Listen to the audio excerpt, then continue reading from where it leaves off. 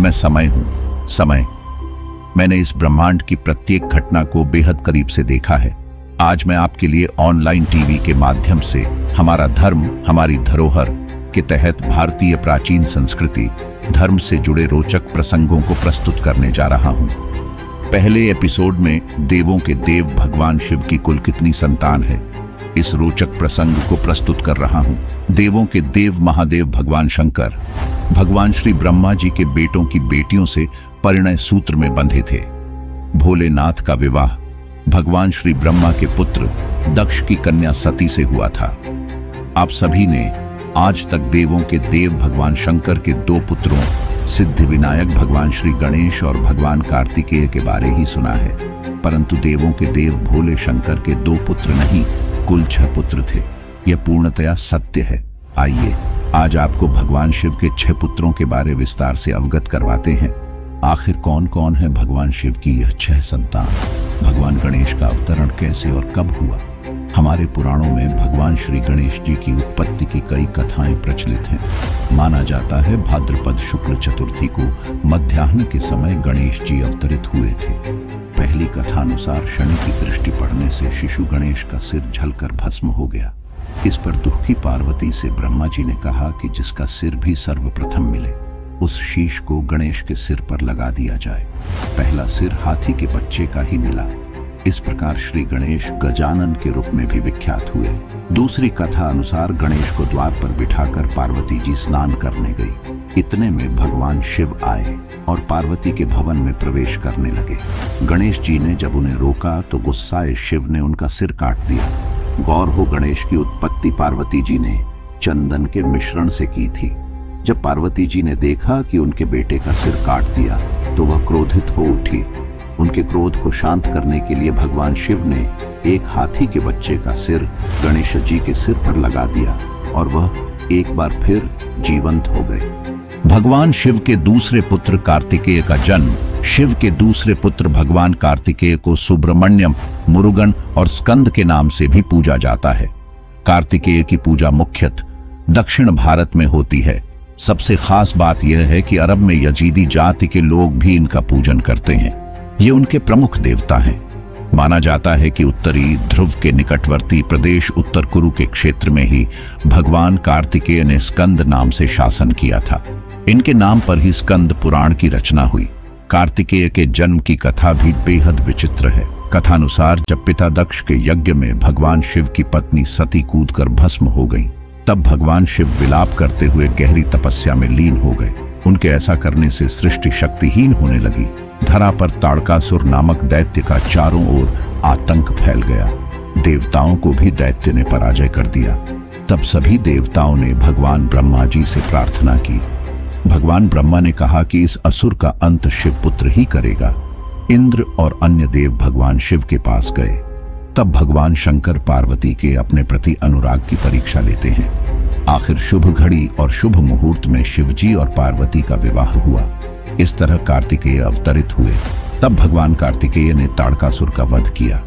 पुराणों अनुसार षष्ठी तिथि को भगवान कार्तिकेय का जन्म हुआ था। इस दिन उनकी पूजा का विशेष महत्व है।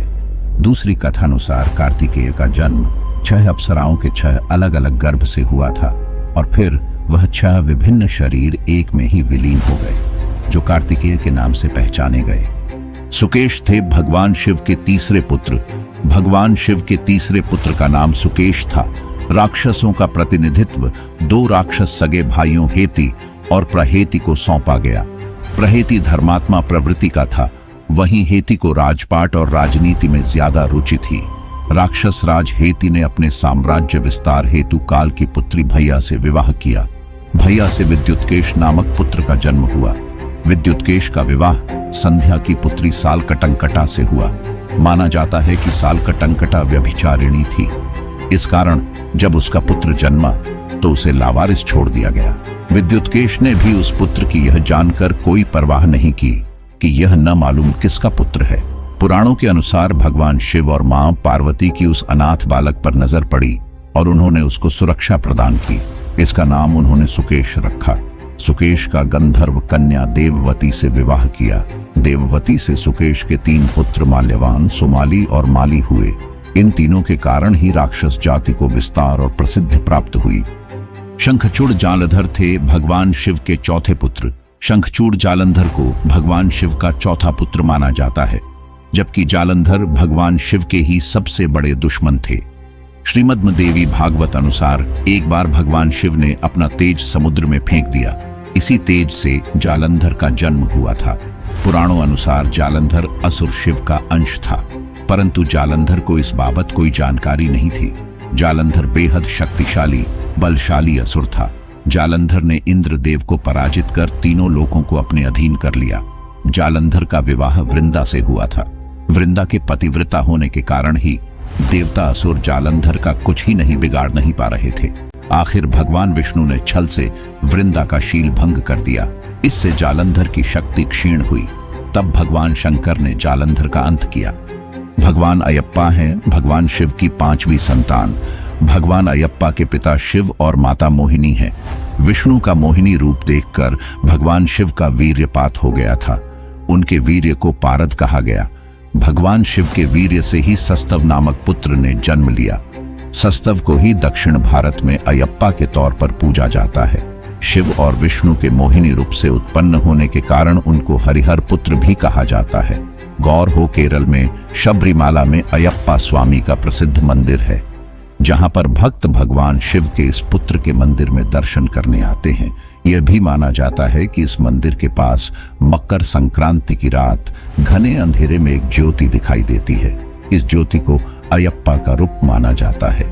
भगवान शिव के पसीने से प्रकट हुई थी छठी संतान भौम। कैलाश पर्वत पर देवों के देव भगवान शिव समाधि में लीन थे। इसी दौरान उनके मस्तक से 3 पसीने की बूंदें पृथ्वी पर गिरीं। इन बूंदों से पृथ्वी ने एक सुंदर और प्यारे बालक को जन्म दिया, जिसके 4 भुजाएं थीं। इसका रंग लाल था। इस पुत्र को पृथ्वी ने अपनी संतान के रूप में पाला। भूमि पुत्र होने के कारण इन्हें भौम कहा जाता है। भौम बड़ा होकर काशी पहुंचा। वहां उसने भगवान शिव की कड़ी तपस्या की। तब भगवान शिव ने प्रसन्न होकर उसे मंगल लोक प्रदान किया। यह था हमारा पहला एपिसोड। अगले एपिसोड में इसी तरह के रोचक प्रसंग लेकर फिर हाजिर होंगे। यदि आप हमारे चैनल से नए जुड़े हैं तो चैनल को सब्सक्राइब करना न भूलें। धन्यवाद।